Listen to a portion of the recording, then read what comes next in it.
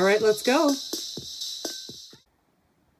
Hi everybody, Julie's World Crochet here again, here with a tutorial for the moss stitch. The moss stitch has quickly become one of my favorite stitches. It's a wonderful stitch. It gives fantastic texture. Let me show you my inspiration work for this. It's an Afghan I'm working on, and just look at how great this texture is. It's so pretty. And whoops, move it up here. I just really enjoy how it feels. It's not a yarn eater, so it doesn't use a whole bunch of yarn, and you only need 2 stitches. It is a single row repeat. It is a 2-stitch repeat. All you need is your chain stitch and your single crochets. And if you're not really sure or comfortable with those stitches yet, go ahead and check on my channel for the basic stitch techniques tutorials there, just to get yourself oriented on them. Otherwise, if you're a beginner like me or just looking for the moss stitch, it is so simple, so easy to continue on, very forgiving, and it's got a built-in, when you're doing the stitch pattern, it kind of has a built-in nice straight edge for the sides. It's very hard to make mistakes that are going to affect it, and it just has a really fantastic feel. And look at the drape. I don't know if you can see that, but it really moves really well. So this has really become one of my favorite stitches. So for this tutorial, I am going to be using, move this out of the way, I'm going to be using a worsted weight yarn. This is like a 4-weight, but the good thing about the moss stitch, doesn't matter. You can use this with any yarn and any kind of hook size that's going to work for you. To begin with, you make your slip knot, and I'm just going to show you here. I want to show you before we go ahead and take a look at, this is what a chart would look like for the moss stitch. So if this is our foundation chain, they show your chain stitch as a loop and a single crochet as this X. So I'll have my chain in my first row. I'm going to begin with a chain 1 and then a single crochet, and it's going to repeat all the way across. Now I showed you that so I could show you how I've written it slightly different. And the reason I did is I want to point out that these chain 1s aren't attached, like you're not attaching them to the stitch below them. It is a chain 1, and it creates a chain 1 space here. Then I'm single crocheting into the stitch below it, and it continues on, and you end your row in a single crochet. And imagine, so now I'll do my turning chain, and I have my first stitch is a chain 1 right over top, chain 1, and then I'm going to do my first single crochet into this chain 1 space I've created. Chain 1, skip this one, chain 1 into this space here, the chain 1 space here, all the way across, end the row with my single crochet. You're going to repeat chain 1, single crochet, chain 1 all the way through, and it's really nice and easy to work through and not have to make any errors. You shouldn't have to frog. You really shouldn't have to go very far. It's just a fantastic, easy stitch. So now we can begin. When you're doing this, remember, it seems pretty self-evident, but the moss stitch, all you have to do is arrange it for multiples of 2. You can scale it up to any size you want. There isn't a lot of fussing about it, so if you want to make a scarf, do something where it's 7 inches across or 10 inches across with your yarn, and just go for as many rows as you need until that scarf is as long as you want. Ditto if you wanted to make a shawl out of it or a lapgan. All you need to do is make your initial row as long as you need. Because it's really the same small or large, all I'm going to show you, I'm going to use 10 stitches, multiple of 2. So we're going to do 1, 2, 3, 4, 5, 6, 7, 8, 9, 10. Now, the thing about the moss stitch, once you're set up, it's all the way, you just can't make errors with it. It checks itself all the way through. But to begin with, you really should do this corner properly. And I should say it's forgiving and you'll get away with it otherwise. But I'm going to do it and explain exactly what I'm doing anyway. I just want you to see, I knew I was going to do a 10 chain long. So at the end here, This is the foundation chain. I'm going to do a turning chain. Remember, the turning chain is so that you can bring your hook up and your yarn up to work at this level, and it doesn't pull against what you have in the corner. We're trying to set up a nice clean corner on this side, the same as you're going to get all the way on the rest of your project. So I've done my 10th chain, that's the foundation at the bottom, my turning chain. And my first chain of this row is a chain 1. So that the first single crochet, the first time I attach this chain I make, it's going to be in this stitch. So for my little 10 one, it's the 9th, but it doesn't matter, you just have to count backwards. 1, 2, 3, the 4th chain back. And that is so we arrange our yarn and our stitches so that it is actually symmetrical with all of our other rows. So I will be creating the 10, 11, 12 chains, and when I make my 13th stitch, I'm going to do it in the 4th chain back. So here I have 10. Here is my turning chain. Here is my chain 1 for this top stitch here. And now this one, oh, I should have marked, you know what? I'm going to come back just a moment. These are my 10 stitches. 1, 2, 3, 4, 5, 6, 7, 8, 9, 10 stitches, yes. That's 10 stitches. I meant to mark, I just want to mark this 9th one for you so that you can see. This is not a stitch. There's my 10th, there's my 9th. So I have 10 stitches, 10 chains. That's my foundation. Here is my turning chain. Here is my chain 1 for my second row. And the first single crochet I do is going to be 4 stitches back. 1, 2, 3, 4. Okay, in my little one here, that's the 9th chain. There's my single crochet. Take that out now that we've seen it. And now to perform, and I'm good to go. I've got the whole rest of whatever project I'm doing set up and perfect. So next, we've got our single crochet. We're going to do our chain 1. We're going to skip this stitch because the chain 1 sits on top of that stitch, so we skip that. We do our single crochet into the next stitch, chain 1, skip 1, single crochet into the next stitch, chain 1, skip it, single crochet, here we go, chain 1, and in our last, there's our stitch, skip that one, and in our last stitch, I've kind of pulled it, which I didn't mean to, in our last stitch, we put our single crochet. Hello. Remember, every single row will always end with your single crochet. Every row begins with a chain 1.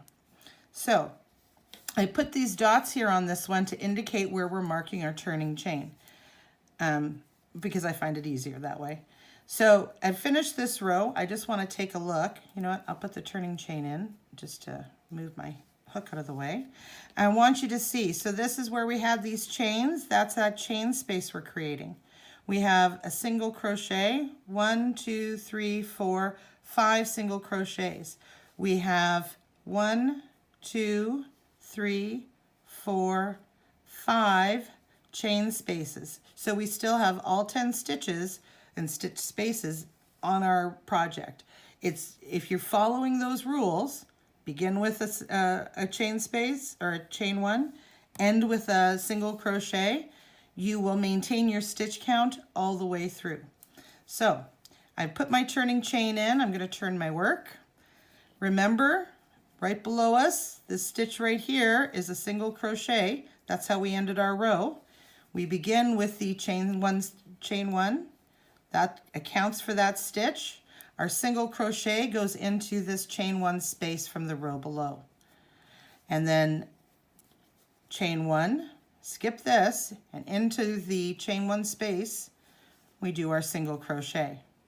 I'm going to go across and finish this row, chain 1, skip it, here's that, chain 1 space, and do our single crochet. Chain 1, find the chain 1 space, just work a single crochet all the way along.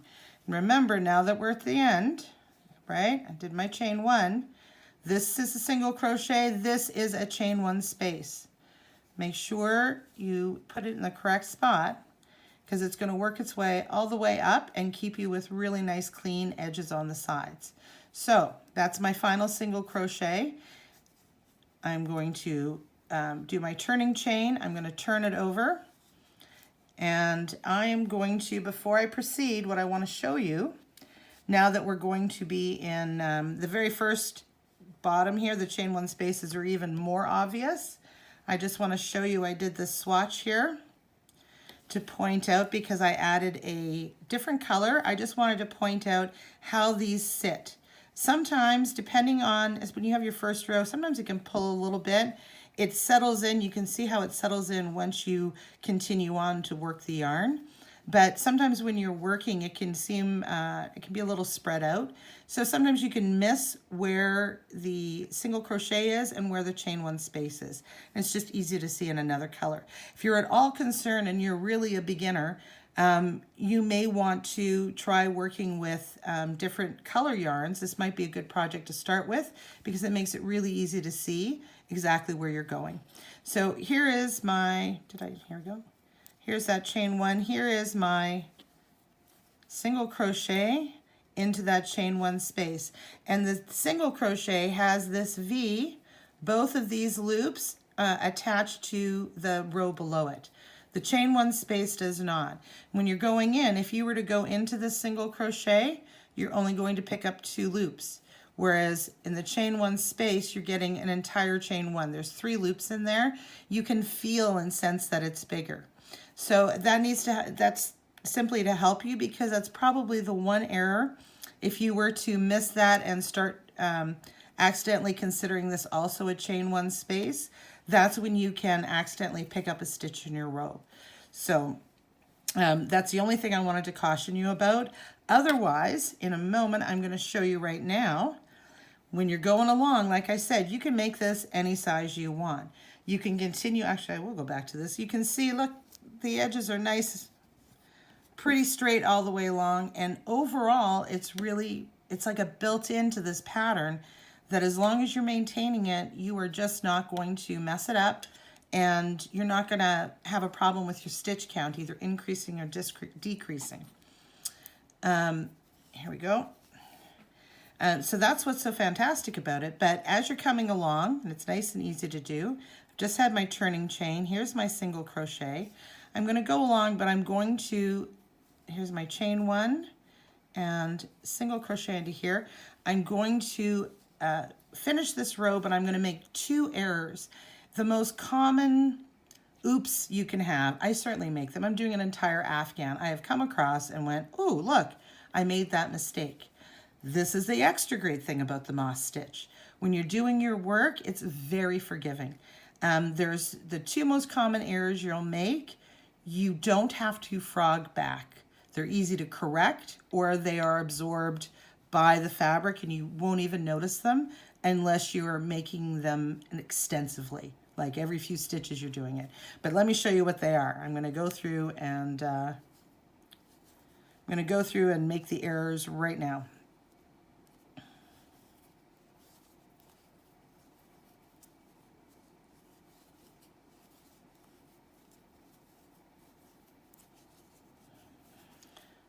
So don't pay attention to this. Don't slow this down. You don't want to watch this part because this is not how to do it. These are my oops. Where was I here? Yes, I did that one. Okay, this one is not an oops. I'm just pointing out, see how it can be kind of confusing? Be careful you're not coming into the middle of this single crochet. You need both loops make up the single crochet, and your chain 1 space is behind that, okay? So then you've done your single crochet, chain 1 for my turning chain, and here I'm going to come back, right? Start my row always with another chain 1 for the actual stitch, and then single crochet, chain 1. Now I'm coming into my next chain 1 space, and if you can see, it's a little bit bigger. And what I've done is, and I don't do it often, but I have occasionally done it, gotten distracted in some way. I did my single crochet, I did my chain one, and then I, for some reason, did another chain one. So there's 2 chain ones here making this this chain one space. It's not going to matter for your stitch count. That's why it's forgiving. You aren't going to mess up a stitch count because whether there's 1 or 2 chains, you are going in to do a single crochet. So you're going to be okay there. But can you see the gap that happens? Of course, you have extra yarn, which means it can move in extra spaces. Now, for something like the Afghan I was showing you, that actually will be absorbed. It won't be really distinct, and it's only going to be a problem if you get a lot of them. But 1 or 2 somewhere is going to be fine if you're a long way back. But you never get, because it's a 1 row repeat, you never get more than 1 row away from your error. You'll see it right away, so it's not even too hard to frog back if you have made a mistake. So that's the one error that can happen. I'll do my chain 1. Skip that, and here I come into my chain 1 space. That's fine. Single crochet, chain 1. Oh, look, I don't have a chain 1 space.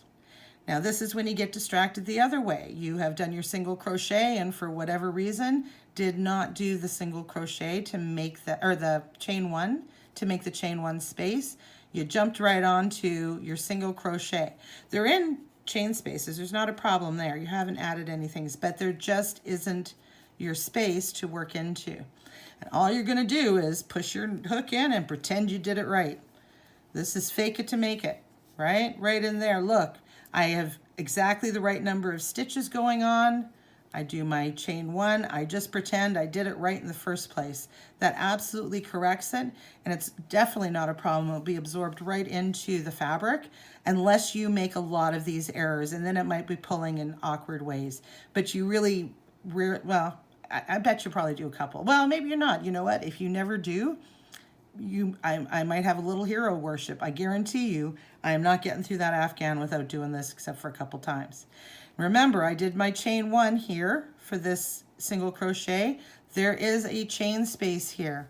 Always end on your single crochet. I know I'm hammering on that, but that is how you make this right.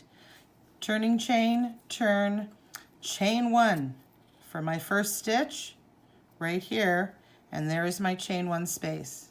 Single crochet, chain 1, single crochet, and again chain 1, single crochet.